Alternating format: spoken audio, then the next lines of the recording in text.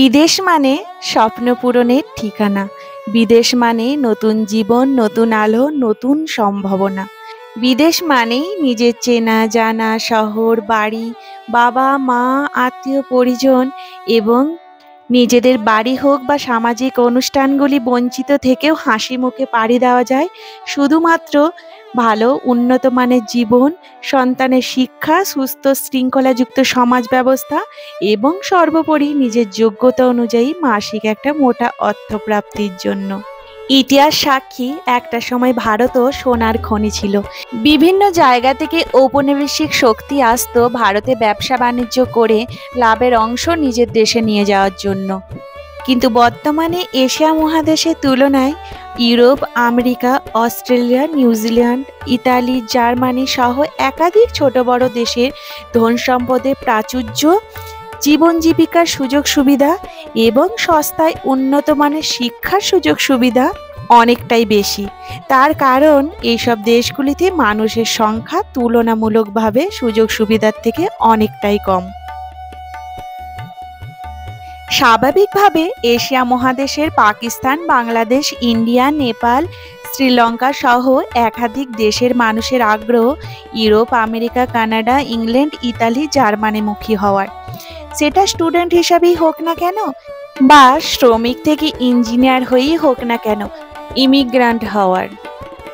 কিন্তু কোভিডের পরবর্তী কাল থেকেই একটির পর একটি দেশের সাধারণ মানুষ ইমিগ্রান্টদের প্রতি ক্ষোভ উগরে দিচ্ছেন। বিগত 2 বছরের ইতিহাস যদি একটু দেখা হয় তাহলে France, Italy, UK, Poland, Ireland, New Zealand, Australia, Bharat এবং সর্বশেষে দামি মুদ্রার দেশ আমেরিকার সরকারও নিজেদের দেশে নাগরিকের সুরক্ষার্থে অভিবাসন নীতিতে আমূল পরিবর্তন করেছেন। বাতিল করা হচ্ছে নিজের দেশের স্বার্থে কিছু কিছু দেশের সবথেকে সহজ প্রক্রিয়াতে পাওয়া ট্যুরিস্ট ভিসাও। মিডল ইস্ট দেশগুলি সবথেকে বেশি শ্রমিকদের সুযোগ সুবিধা দিয়ে নিয়োগ করে থাকেন। ওইসব দেশের সরকারও অনির্দিষ্টকালের জন্যই মাঝে মাঝেই ভিসা দেওয়া বন্ধ করে দিচ্ছে একাধিক দেশের। একটির পর একটি দেশ ইমিগ্রেন্টদের প্রতি যে ক্ষোভ উগরে দিচ্ছে তার প্রভাব আজারবাইজানে এসেও পড়ছে।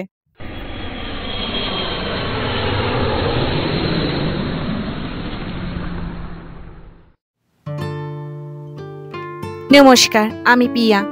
আশা করছি আপনারা যে যেখান থেকে দেখছেন খুব ভালো আছেন এবং সুস্থ আছেন। আপনারা যারা আমাকে নিয়মিত কমেন্ট বক্সের মাধ্যমে প্রশ্ন করেন আজারবাইজানে কাজের সুযোগ সুবিধা, এখানকার নিয়মকানুন এবং ভিসা সম্পর্কিত বিভিন্ন তথ্য, আশা করছি আপনাদের কাছে আজকের ভিডিওটি খুব হেল্পফুল হবে। জানতে চাইলে সঙ্গে থাকুন। বিদেশ বলতেই America, Australia, Canada, New Zealand, Ireland, England, Germany, Italy, ফ্রান্সের নাম আমাদের সর্বপ্রথম মুখে আসে। কারণ দেশগুলি শুধুমাত্র খোলা বাহুতে যুদ্ধ পরিস্থিতি শরণার্থীদের জায়গা দিয়েছে তাই নয়, দিয়েছে সস্তায় শিক্ষা, যোগ্যতা সম্পন্ন ব্যক্তিকে যোগ্য সম্মানে এবং মোটা বেতনের চাকরিও। কিন্তু বর্তমানে সেই পরিস্থিতি অনেকটাই বদলে গেছে। টিভির পর্দায় বা সোশ্যাল মিডিয়াতে নজর রাখলেই দেখা যায় একটির পর একটি দেশের জনগণ ইমিগ্রেশন বন্ধ করার দাবিতে পথে নামছেন। স্লোগান হয়েছে, ইমিগ্রান্ট তারাও, দেশ বাঁচাও, আমাদের দেশ আমাদের সংস্কৃতি। যারা প্রবাসে দীর্ঘকাল আছেন এবং আগামী দিনেও আসতে চাইছেন, এটি যথেষ্ট তাদের জন্য উদ্বিগ্নের কারণ। বড় বড় দেশগুলিতে ইমিগ্রেশনকে কেন্দ্র করে যে আন্দোলন, বিশৃঙ্খলা সৃষ্টি হচ্ছে তার প্রভাব আজারবাইজানের মতো শান্তিপ্রিয় ছোট দেশগুলিতেও পড়ছে। আজারবাইজান সরকারও ভিসার ক্ষেত্রে আগামী দিনে আরও কড়াকড়ি করবেন ঠিক করেছেন। আজারবাইজানের শ্রমিকদের স্বার্থে যে সংগঠনগুলি কাজ করে তারাও অন্য দেশের মানুষকে চাকরি দেওয়ার বিপক্ষে সরকারের ওপর চাপ সৃষ্টি করছে। আজারবাইজানের শিক্ষা ব্যবস্থার মধ্যে ইংরাজি ভাষার যথেষ্ট অভাব বর্তমান দিনেও আছে। তাই সুদক্ষ প্রশিক্ষণপ্রাপ্ত ডক্টর, ইঞ্জিনিয়ার, প্রফেসর, সায়েন্টিস্টদের কাজের দরজা পুরোপুরি আজারবাইজানের পক্ষে বন্ধ করা কখনো সম্ভব না। শুধু তাই নয়, এইসব প্রফেশন মানুষদের বড় বড় কোম্পানি স্পন্সর করে এদেশে নিয়ে আসেন বর্তমান দিনেও। একটি দেশ, এশিয়া মহাদেশ, বিশেষ করে ইন্ডিয়া থেকে তুলনামূলক নিজেদের দেশের থেকে অনেকটাই কম বেতনে দ্বিগুণ যোগ্যতা সম্পন্ন ব্যক্তিকে কোম্পানিতে পায়। তাই উচ্চপদস্থ আয় সম্পন্ন ব্যক্তিদের ওপর এর প্রভাব অল্প বিস্তর পড়লেও যারা শ্রমিক বা চুক্তিভিত্তিক আজারবাইজানে কাজে আসতেন ওনাদের ওপর এর প্রভাব যথেষ্ট পড়বে। আজারবাইজান মিডল ইস্ট দেশগুলির পাশে, তাই এশিয়া মহাদেশের শ্রমিক দিনমজুর ভাইদাদারা যারা সৌদি, ওমান, কুয়েতে খারাপ পরিবেশে অল্প বেতনে কাজ করতেন, ওনারাও এদেশে ভালো পরিবেশে ভালো বেতনে কাজ করতে আসতেন। নতুন ভিসা নীতিতে যদি পরিবর্তন এবং আরও কড়াকড়ি হয়, এর প্রভাব কিন্তু ওইসব শ্রমিক ভাই দাদাদের ওপরও প্রবলভাবে পড়বে। এই সুযোগে কিছু অসাধু এজেন্সি আর দালাল চাকরি ও ভিসা নীতিতে মনগণন কাহিনী বানিয়ে মোটা অর্থ নিয়ে আজারবাইজানে চাকরি দেওয়ার প্রতিশ্রুতি দেয়, যাদের ঠকে যাওয়ার গল্প আমার কমেন্ট বক্সেও উঠে এসেছে। ইন্টারনেটে সার্চ করলেও এই দেশের সম্বন্ধে সঠিক তথ্য পাওয়া একটু অসম্ভব।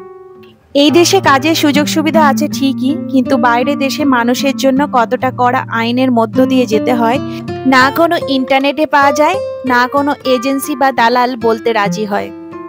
একদিকে বিদেশে স্বপ্ন পূরণের হাতছানির গল্প এবং অন্যদিকে দেশের মধ্যে বেকারত্ব। আজারবাইজান সম্পর্কে সঠিক ভিসার জ্ঞান না থাকার কারণে পরিস্থিতির শিকার হতে বাধ্য হয় অনেকে।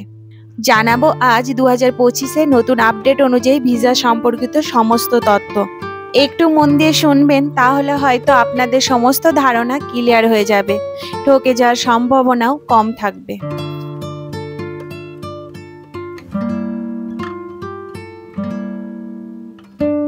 2025 সালে আজারবাইজানে 7 রকমের ভিসা পাওয়া যায় এবং এই 7 রকমের ভিসা কি ওয়ার্ক ভিসাতে পরিণত করা যায়?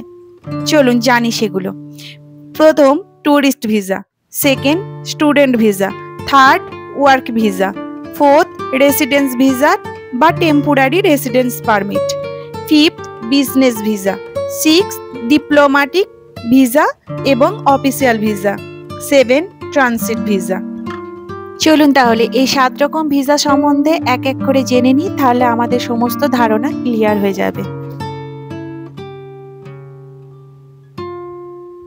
সব থেকে সহজ পদ্ধতিতে এবং তাড়াতাড়ি যে ভিসা আজারবাইজানে পাওয়া যায় তা হলো ট্যুরিস্ট ভিসা।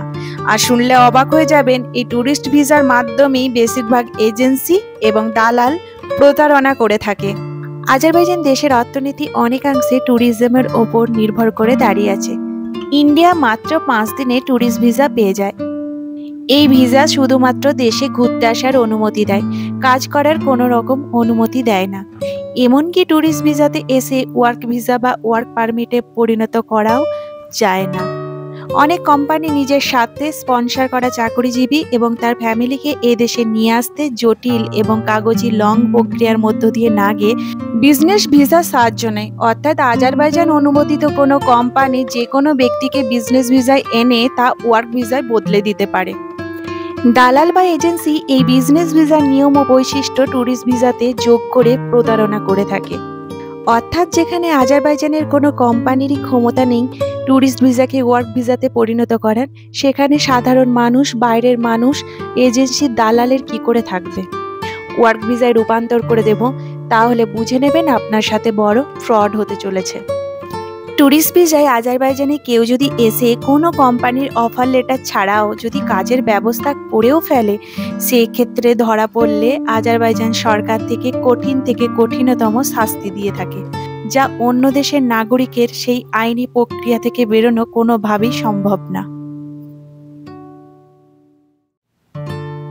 সেকেন্ড ভিসার নাম স্টুডেন্ট ভিসা। এই ভিসাকে কেন্দ্র করে অনেক এজেন্সি ভুল ধারণা এবং প্রতারণা করে থাকে। স্টুডেন্ট ভিসা একমাত্র পাওয়া যায় আজারবাইজান সরকার অনুমোদিত স্কুল, কলেজ বা বিশ্ববিদ্যালয় দ্বারা। স্কলারশিপ প্রাপ্ত স্টুডেন্টদেরকেও এই ভিসায় আজারবাইজান স্কুল, কলেজ বা বিশ্ববিদ্যালয় এনে থাকে। 1 বছর পর্যন্ত এই ভিসার মেয়াদকাল থাকে। পরবর্তীকালে স্কুল, কলেজ বা বিশ্ববিদ্যালয় দ্বারাই এই ভিসার মেয়াদকাল আরও বাড়ানো হয়। ভিসাটি সম্পূর্ণরূপে পূর্ণ কাজের অনুমতি কোনোভাবে স্টুডেন্টকেও দেয় না, তবে আংশিক কাজের অনুমতি দিয়ে থাকে, সেটাও কঠোর নিয়মকানুন অনুযায়ী, অর্থাৎ পার্ট টাইম জবে। স্টুডেন্ট ভিসাও কোনো রকম ওয়ার্ক ভিসাতে বদলানো যায় না। পড়তে আসা স্টুডেন্টরাও যদি কোনো কোম্পানি দ্বারা নিয়োগ হয়, সেক্ষেত্রেও তাদের নিজেদের দেশে প্রথমে ফেরত যেতে হবে, তারপর নিজের দেশ থেকে ওয়ার্ক ভিসা বা ওয়ার্ক পারমিটের দ্বারা এ দেশে এসে কাজে জয়েন করতে পারবে। স্টুডেন্ট ভিসাতে এসেও ফুল টাইম জব কোনোভাবেই সম্ভব না। এক্ষেত্রেও ধরা পড়লে দণ্ডনীয় অপরাধে দণ্ডিত করতে পারে দেশের সরকার। এই দুটি ভিসা দ্বারাই সব থেকে প্রতারণা করে থাকে কিছু এজেন্সি, তাই আপনারা সত্যতা এবং বিশ্বাসযোগ্যতা যাচাই করে তবেই আসবেন। স্টুডেন্ট ভিসার পর যে ভিসা সব থেকে জনপ্রিয়তা লাভ করেছে কাজের ক্ষেত্রে তা হলো ওয়ার্ক ভিসা। আজারবাইজান সরকারি এবং বেসরকারি অনুমোদিত কোনো স্পন্সর কোম্পানির অফার লেটারের মাধ্যমে ওয়ার্ক পারমিট ইস্যু হয়। এই ওয়ার্ক পারমিটের মেয়াদকাল থাকে 3 মাস থেকে 1 বছরের জন্য। পরবর্তীকালে এই ওয়ার্ক পারমিটের ভিত্তিতেই এম্বাসি থেকে ওয়ার্ক ভিসা ইস্যু হয়। অর্থাৎ আজারবাইজানে ওয়ার্ক ভিসা পেতে গেলে প্রথমে আজারবাইজানের সরকারি বা বেসরকারি অনুমোদিত যে কোনো কোম্পানি থেকে অফার লেটার পেতে হবে। অনেকের ধারণা থাকে এই ওয়ার্ক ভিসা কোনো প্রকার পেয়ে গেলে এই দেশে কিছু বছর কাজ করার পর নাগরিকত্ব পেয়ে যাব, কিন্তু এই ধারণাও সম্পূর্ণ ভুল। আজারবাইজান কোনো সাধারণ মানুষকে সহজে নাগরিকত্ব দেয় না। এরপর আসে বিজনেস ভিসা। বিজনেস ভিসার মেয়াদকাল 30 দিন থেকে 90 দিন পর্যন্ত থাকে। ব্যবসায়ী মিটিং, কনফারেন্সের জন্য এই ভিসা পাওয়া যায়। বিজনেস ভিসাকে ওয়ার্ক ভিসাতে রূপান্তর করা যায়। এই ভিসাতে পূর্ণ কাজের অনুমতি থাকে আজারবাইজানে। 5th নম্বরে আছে রেসিডেন্সি ভিসা বা টেম্পোরারি রেসিডেন্স পারমিট। এই ভিসা পাওয়ার জন্য ওয়ার্ক পারমিট থাকা আবশ্যক। চাকুরিজীবী, ব্যবসায়ী এবং বিনিয়োগকারীকে দেশের সরকার এই ভিসা দিয়ে থাকে। এই ভিসার মাধ্যমে বাইরের দেশের মানুষ আজারবাইজানে পূর্ণ কাজের সম্মতি পায়।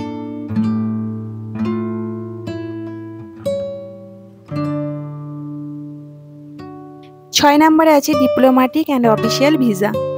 সরকারি এবং কূটনৈতিক কাজে আসা ব্যক্তিদের জন্য এই ভিসা ইস্যু করা হয়। অর্থাৎ সাধারণ মানুষদের জন্য এই ভিসা পাওয়া একটু কঠিন।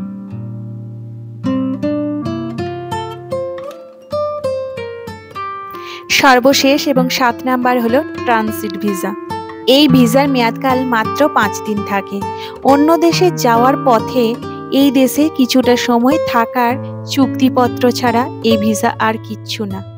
এই ভিসাতেও কোনো রকম কাজের অনুমতি থাকে না, আর এই ভিসা ওয়ার্ক পারমিটে বদলানো যায় না।